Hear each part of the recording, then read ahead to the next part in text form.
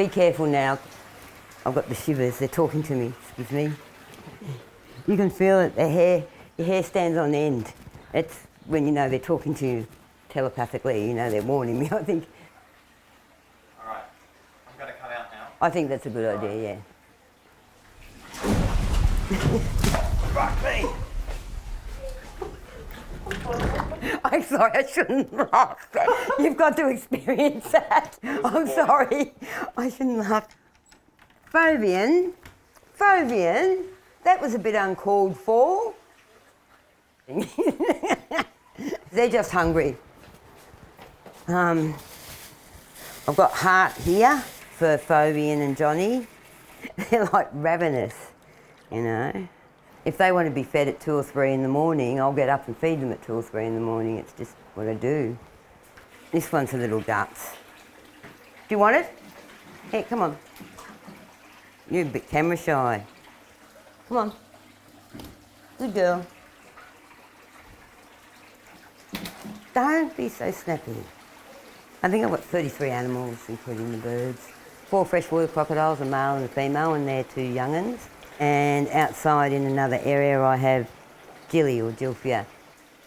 Most of them are homeless animals. People say, oh, it's cruel having them as domestic pets running around the house and stuff. Well, they seem to be comfortable with it. If they can breed, mate and breed, well, I must be doing something right. They just wouldn't survive in the wild. I'd much rather see them in the wild, but I try and give them as much freedom as I can in the home instead. Look, he's still got the meat in his mouth. Don't you want it? Yes. Look, the turtle trying to get it out of his mouth. And you want another one? You're hungry now. Good girl. Johnny was left on my doorstep as a hatchling, and fortunately I was able to licence her, and that was about 22 years ago. I remember the first time she climbed up on the bed, I was with my ex-husband then, stroking what I thought was a cat. And then I woke up and it was Johnny was on my chest with a snout here. And from that day onwards, she slept on the bed with me for years.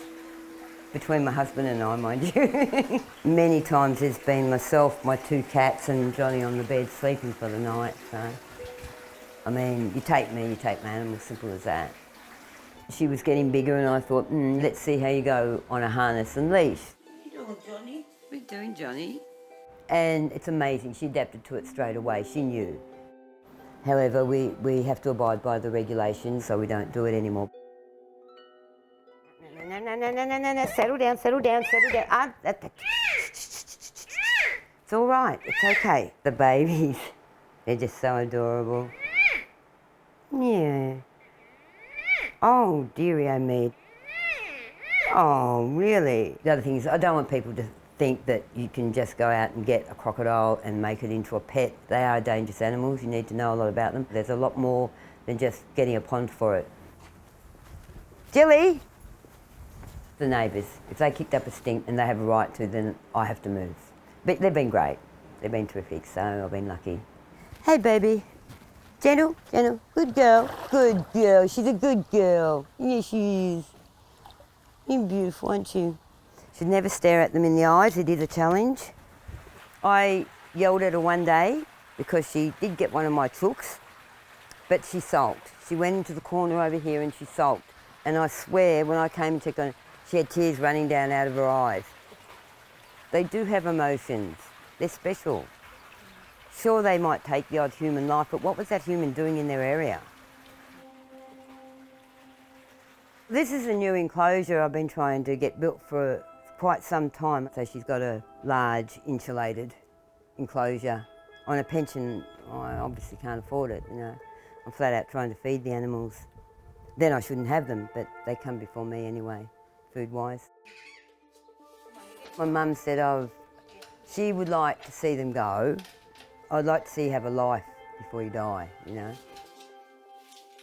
So yeah, I've sacrificed my life for them. Animals have always been my life, and without them I don't think, sort of wouldn't have a life.